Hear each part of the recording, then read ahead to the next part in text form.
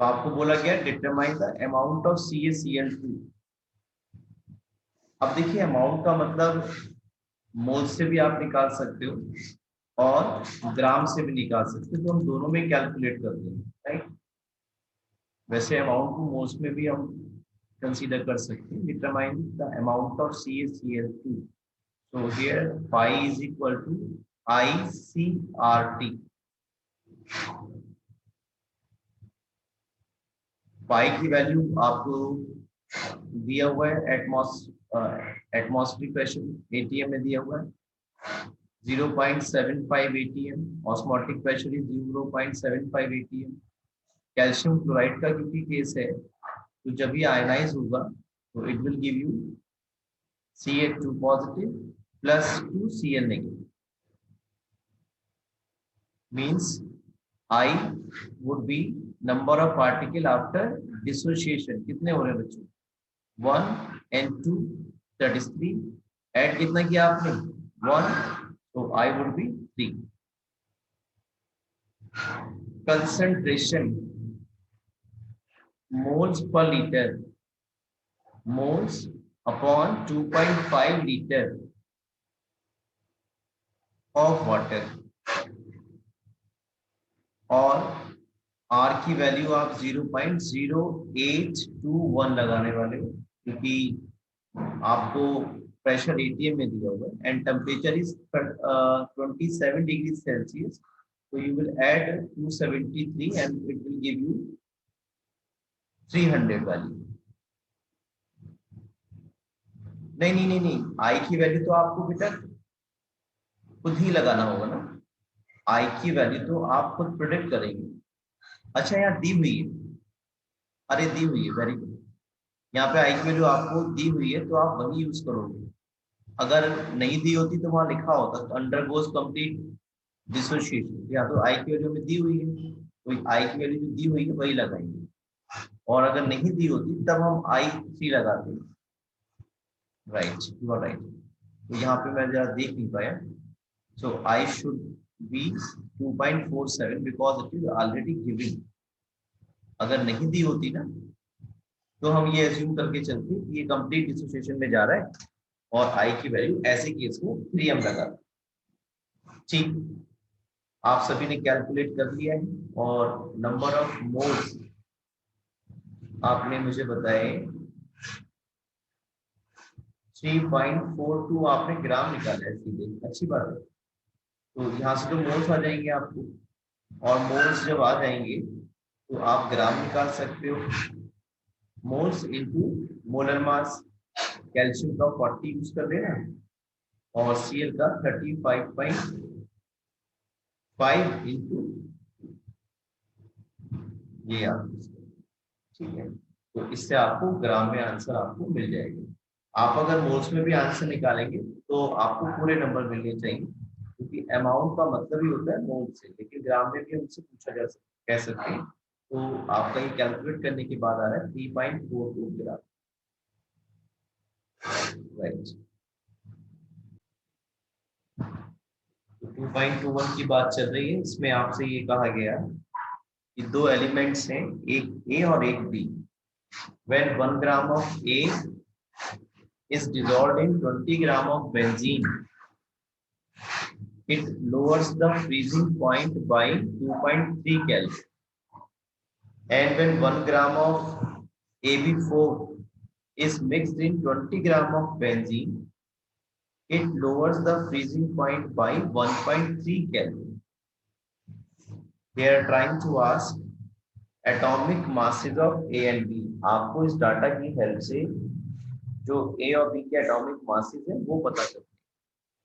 तो आप depression freezing point का फॉर्मूला यूज करोगे। अब क्योंकि यहाँ पे ये बताया नहीं है कि एसोसिएशन में जा रहा है या डिसोसिएशन में जा रहा है, तो ऐसा मान के चलेंगे if neither undergoes dissociation nor association, तो आई की वैल्यू कितनी रहेगी? 1 रहेगी। तो ये फॉर्मूला आप यूज करने वाले हो और आप यहाँ लगाओगे KF की वैल्यू 5.1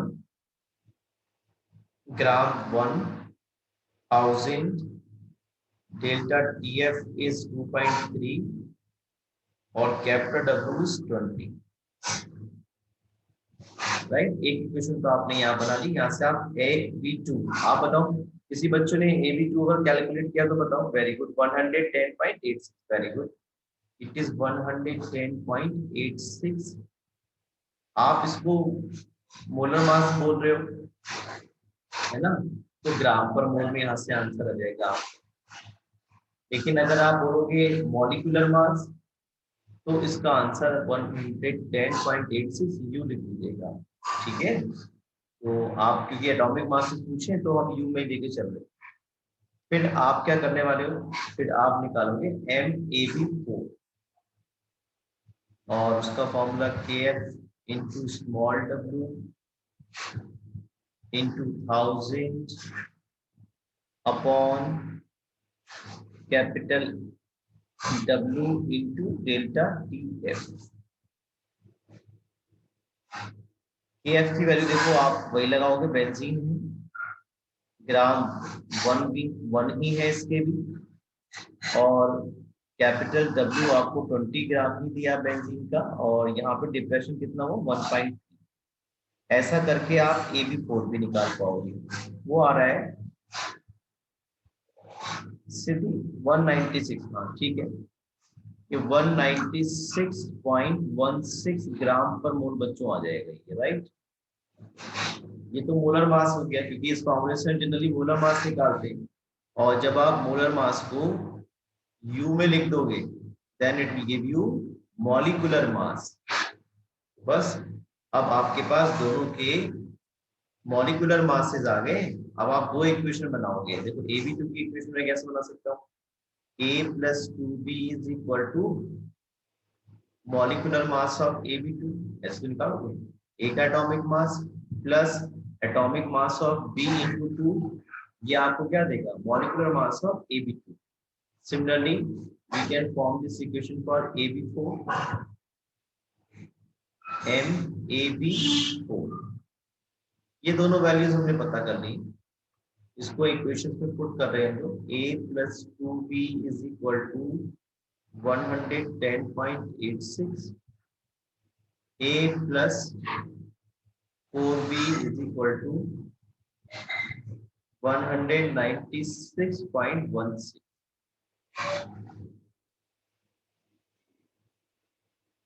ठीक है बच्चों, जब आप ऐसा कर लोगे तो इन इक्वेशन को सॉल्व करोगे आप। इसको अगर हम सबट्रैक्ट कर दें तो आप देखोगे ये से कैंसिल हो जाएगा, ये आएगा -2B इज इक्वल टू, ये भी आएगा माइनस का, इसको सॉल्व करके आप B पता कर पा रहे हैं बच्चों, इससे सॉल्व करके आप B का एटॉमिक मास पता कर पा रहे हो, और बच्चों ने कैलकुलेट कर लिया है 42.64। 42.64 अपनी यूनिट सही करेंगे भाई, जिस बच्चे ने भी आंसर किया है यूनिट सही करेंगे, यू आएगा। और जब B की वैल्यू आप पता कर ले रहे हो then you put the value of B in any of the equation, either you write in this equation or you write in this equation। किसी भी इक्वेशन में आप रखोगे तो आपको A की वैल्यू मिल जाएगी। ध्यान ये रखना है कि जो A की वैल्यू है उसका जो आंसर, क्योंकि हमसे मॉलिक्यूलर मास एटॉमिक मास पूछे ना बच्चों, तो एटॉमिक मास मतलब एक एटम का मास, यूनिफाइड मास, तो हमें जो वैल्यू है वो यू में रखनी होगी। हमारी जो यूनिट होनी चाहिए आंसर की दैट शुड बी यू, और ये आ जाएगा। अभी आप बच्चों ने कैलकुलेट भी किया हुआ है इसको, यस 42.64, राइट, बिल्कुल ठीक है 42.64। सभी बच्चों का ऐसा आ रहा होगा 42, ये तो A की वैल्यू है, B की वैल्यू दे रखी है 25.59। ध्यान रखना आप तो बच्चे आंसर ग्राम पर मोल में कर रहे हैं, नंबर कट जाएंगे आपके।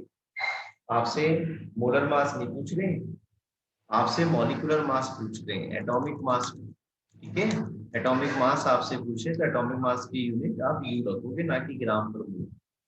हाँ ये बात आपकी ठीक है कि जो एटॉमिक मास को जब आप ग्राम पर मोल में लिखते हो वही उस सब्सटेंस का मोलर मास कहलाएगा, एक मोल का मास कहलाएगा, right. 2.32. Calculate the depression in the freezing point. Delta TF you have to find out. Delta TF is equal to what? When 10 gram of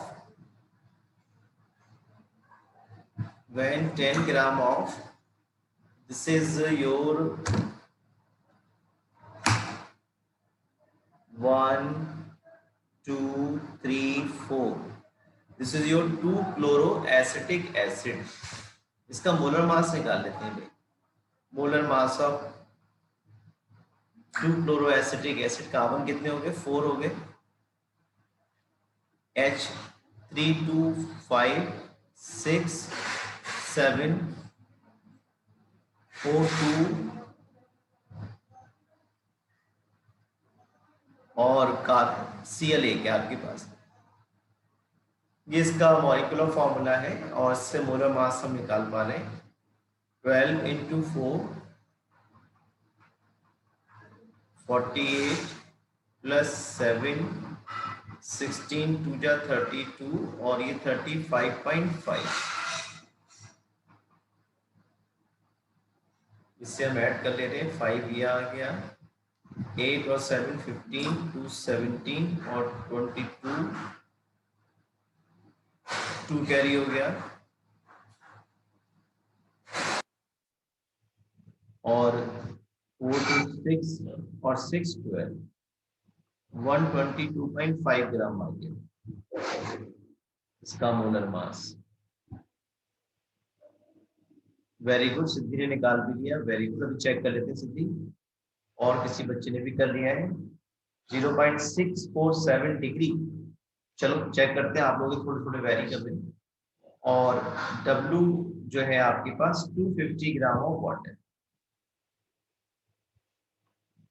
ये A इज इक्वल टू 1.4 × 10⁻⁻.